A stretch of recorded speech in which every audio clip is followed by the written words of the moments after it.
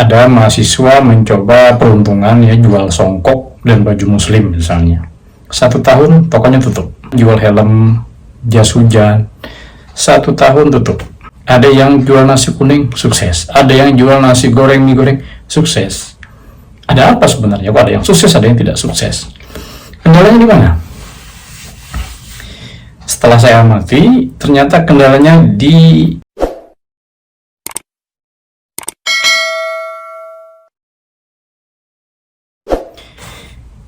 teman-teman. Jadi kita kembali dengan isu yang baru ya. Karena saat ini memang ada isu-isu nih, tahun 2023 itu akan ada krisis katanya. Krisis pangan, krisis energi, dan pemerintah sudah menyampaikan agar kita berhemat. Tapi apakah hanya berhemat? Ternyata ada upaya harus memang menggerakkan sektor real. Apa itu sektor real? Kalau sering kita dengar pemerintah menggalakkan sektor real. Sektor real itu kalau dicontohkan itu adalah usaha atau apapun usaha masyarakat yang memang kegiatannya langsung bersentuhan dengan kegiatan ekonomi masyarakat begitu. Contoh, jualan pinggir jalan, jasa pinggir jalan, potong rambut dan lain sebagainya. Nah, itulah yang dimaksud dengan sektor real. Nah, itu pengalaman kita tahun 98 cukup menjanjikan bertahan di tengah-tengah krisis 98, 2008 juga seperti itu. Banyak pertanyaan dari baik itu mahasiswa, pemuda, teman-teman, rekan-rekan sekalian. Barang apa sih yang kira-kira bisa dijual, artinya bisa berhasil ketika dijual untuk pengusaha pemula? Memang banyak, kalau kita lihat sekarang ini, kadang banyak pemuda atau mahasiswa mencoba untuk membuka usaha sendiri gitu. Banyak yang berhasil, tapi lebih banyak yang gagal, teman-teman. Lebih banyak yang gagal. Setelah saya amati, memang banyak kendala yang dihadapi. Kendala itu sebenarnya bukan modal, bukan pula metode pemasarannya, bukan pula lokasi yang kurang strategis. Kalau misalnya kita lihat modal, ada usaha yang tidak perlu membutuhkan modal besar begitu ya. Apalagi masalah pemasaran. Sekarang sudah banyak platform yang mendukung UMKM, ya kan? Ada Instagram, banyak tuh para pedagang online yang mempromosikan dagangannya di platform-platform online, Instagram, Facebook, bahkan TikTok juga. Artinya masalah pemasaran tidak ada masalah begitu. Cuman masih aja yang belum dalam tanda kutip barangnya belum laku begitu.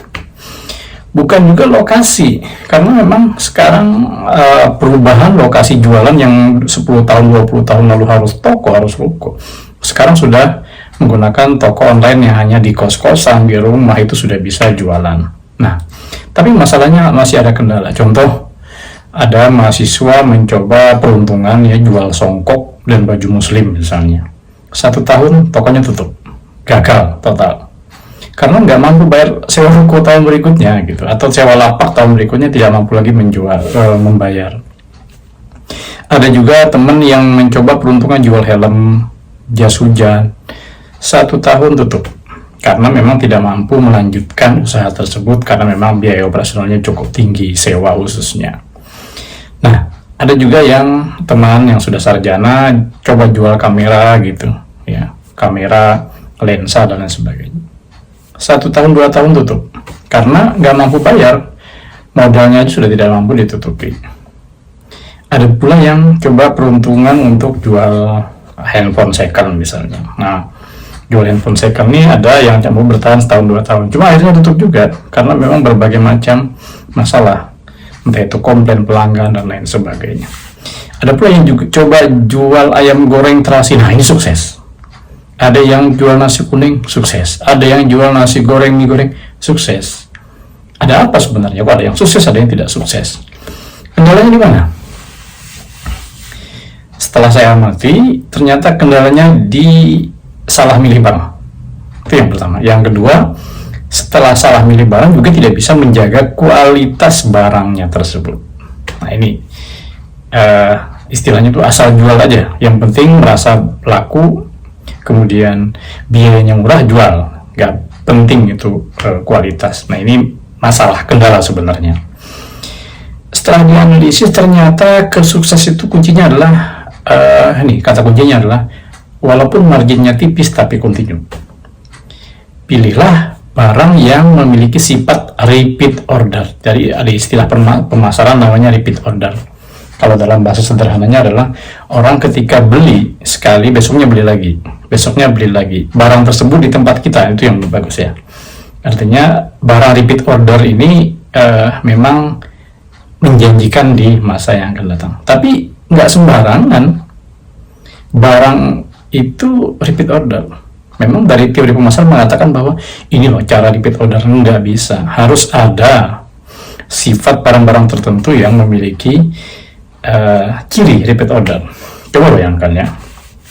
Teman-teman bayangkan gini.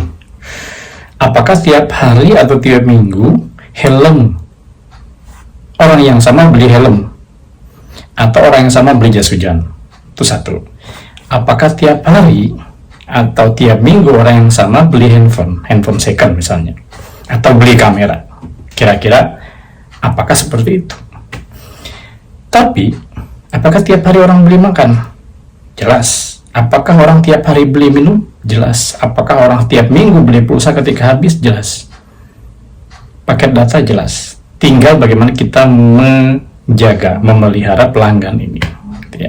Jadi kesimpulannya, kalau mau dagang, pilih barang yang memiliki ciri repeat order. Misalnya apa? Makanan, minuman, apalagi rokok, pulsa, paket data, spare part motor. Karena spare part motor ini orang habis kayak pekampas rem habis beli, oli habis beli. Nah, syaratnya apa? Ketika kita memperdagangkan yang barang-barang tadi, makanan segala macam, syaratnya satu, jaga kualitas, nomor satu, apapun risikonya. Bahkan ketika harganya mahal, tidak ada masalah, yang penting kualitas. Nggak mungkin dong kita beli nasi kuning rasanya nggak enak, besok beli lagi, nggak mungkin, walaupun itu murah. Tapi ketika nasi kuning itu enak, harganya mahal, orang tetap akan beli, bagaimanapun caranya. Itu kuncinya.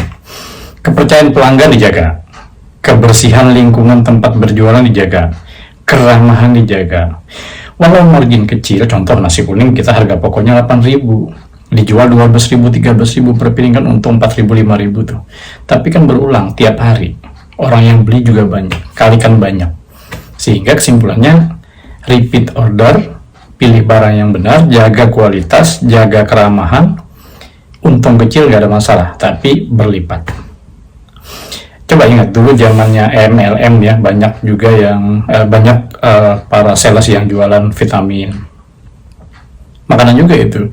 Tapi setelah mereka berhasil menjual vitamin, besoknya mereka telepon, halo pelangganku, tolong vitaminnya dikonsumsi ya. Oh iya, artinya apa? Barang ini bukan repeat order, harus diingatkan dulu baru orang mengkonsumsi. Tapi ketika itu makanan, ketika itu rokok, minuman, orang tanpa diingatkan akan mengulang. Apalagi kalau kita bisa menjaga pelanggan, tentu ini akan terus berlanjut. Nah, itu ya sedikit cerita tentang kalau misalnya teman-teman ingin mencoba membuka usaha, karena ini semua berdasarkan pengalaman ya. Saya juga tidak berani bicara kalau misalnya tidak berdasarkan pengalaman, pernah jualan, pernah tahu sifat pelanggan seperti apa, ya kan? Apa maunya pelanggan. Kita juga pernah merasa menjadi konsumen setiap hari. Gimana rasanya ketika makan di sebuah rumah makan atau warung, tapi makanannya nggak enak, besok pasti nggak datang kan. Tapi ketika itu enak, dia akan merekomendasikan kepada teman-temannya. Nah, itu ya. Jadi sedikit tips jika ingin membuka usaha, pilihlah barang yang memang repeat order, jaga kualitas, dan jangan lupa jaga lingkungan tempat bekerja. Salam bisnis, sampai ketemu di video yang lain. Jangan lupa subscribe, like, and share. Kalau ada apa-apa silahkan komen. Kalau ada sesuatu yang ingin disampaikan, yang ingin ditanyakan, apa yang kita bahas, silahkan komen di kolom komentar ya. Sampai jumpa, bye-bye.